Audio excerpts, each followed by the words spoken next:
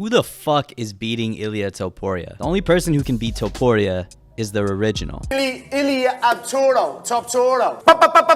Okay, in all seriousness, there's good news and there's bad news. Bad news is that this video aged like milk, even though I was detailing how the underdog Max Holloway beats Ilia and did show signs of keeping this at kicking range and found success with his singular punches.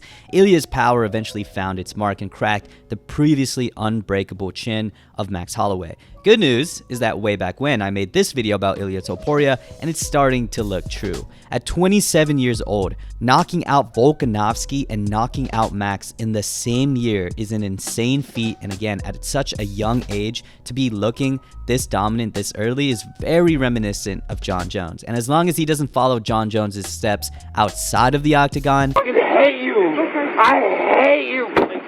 He's going to be here for a very long time. Basically, every champion has someone amongst their division's contenders that is a legitimate threat to their reign.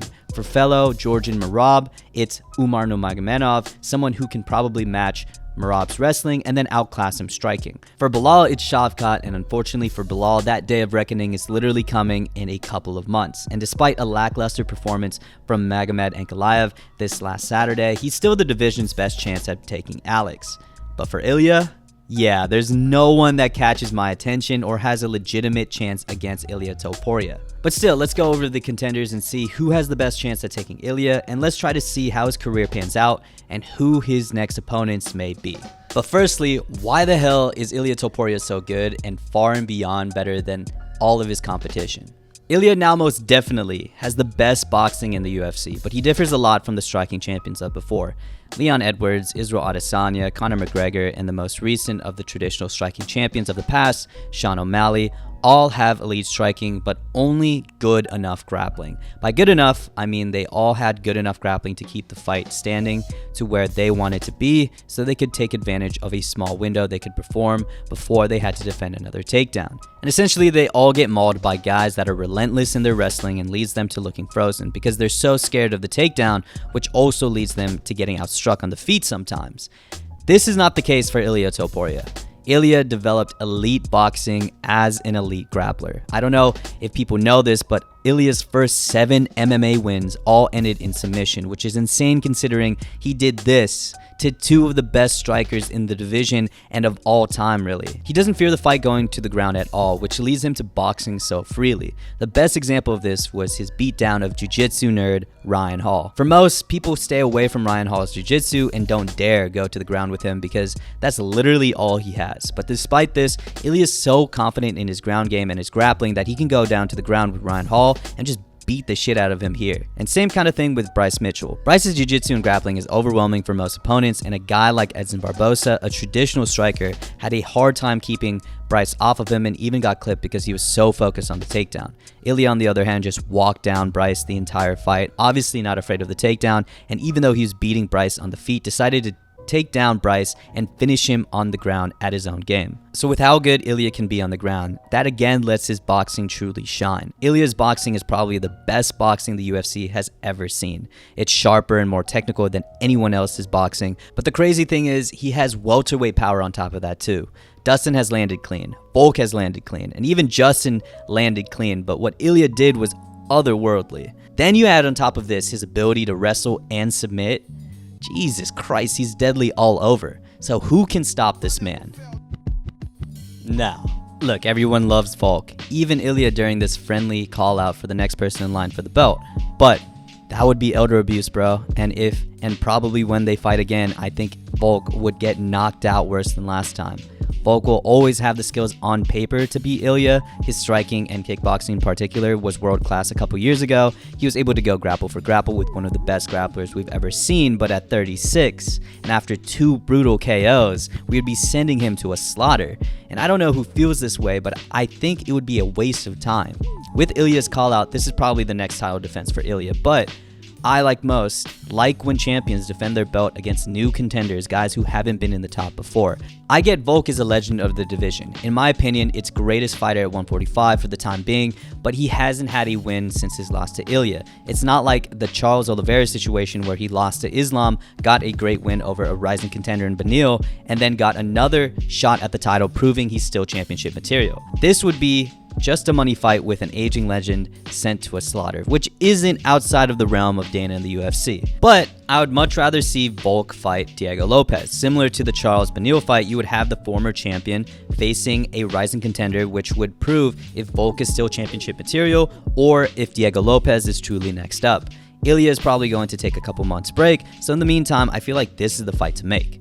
And speaking of Diego Lopez, like Ilia, Diego Lopez has a great grappling base, particularly jiu-jitsu, and can strike freely and has unworldly power. He's on a 5-fight win streak and just beat the shit out of longtime contender Brian Ortega. I think he's earned his shot at Volk and arguably has already earned his shot at Ilia. And though there's a lot of similarities to his game and Ilia's, he's just a couple levels below Ilia Topuria in practically everywhere. Though he may have the same power as Ilia, he doesn't nearly have the boxing skill Ilia has. Diego Lopez has these quick bursts of boxing and power, but doesn't have the highest output and doesn't really technically beat down guys like Ilia does. Ilia Topuria would probably walk down Lopez with his high pressure and boxing and avoid any explosive bursts that Diego Lopez attempts. If Lopez somehow does take this to the ground, though he does have great jiu-jitsu, Ilia hasn't really shown it in the UFC, but his jiu-jitsu is still probably really deadly. But more importantly, I think his wrestling would be so good that he would probably get out of any situation on the ground and control the grappling entirely. As much as Diego Lopez is the best chance for this division to topple Ilia Topuria, it's still not a good chance regardless. So with Ilia Topuria having taken care of, or will probably take care of, the top 3 guys in the division, I don't see anyone here that could beat Ilia Topuria.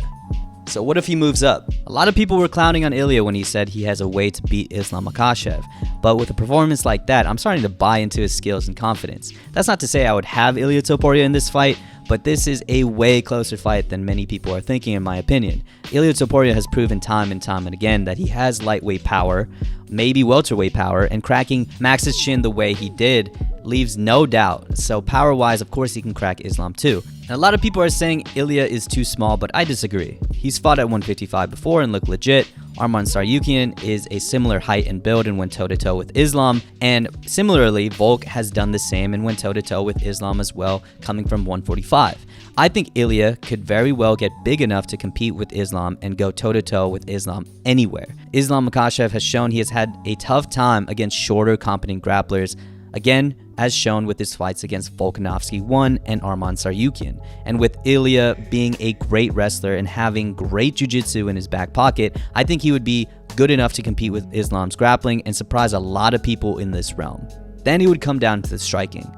Like I said in this video, and I still believe this, if you keep Ilia in kickboxing range, he has significantly less weapons and you avoid his most deadly weapon, which is his boxing. And with Islam having some of the best kickboxing in the division, it's very possible he can keep Ilia at this range and easily launch a high kick on the shorter man. He's done this against Volkanovski, and Ilia, in the few times he's got caught, was caught with a high kick at lightweight. But if he doesn't keep this at kickboxing range, Ilia can knock the fuck out of Islam. Like I said, he has world-crushing power, and Islam has been knocked down by Volk in this range. Dustin found success at this range, and of course, way back when was knocked out in boxing range here. Of course, Islam has improved, but if Ilia somehow gets this fight to the range he wants it to be, which is boxing range, he's going to surprise a lot of people. So what do you guys think about Ilia Topuria? How long is he going to stay on top? Is anyone at 145 going to have a chance against Ilia Topuria? And can Ilia Topuria successfully move up to lightweight and give Islam Makhachev a run for his money? It's very fucking interesting, and I think personally Ilia Topuria is going to be on top for a very long time, especially at 27. But anyways, thank you guys for watching, and I'll see you in the next one. Peace.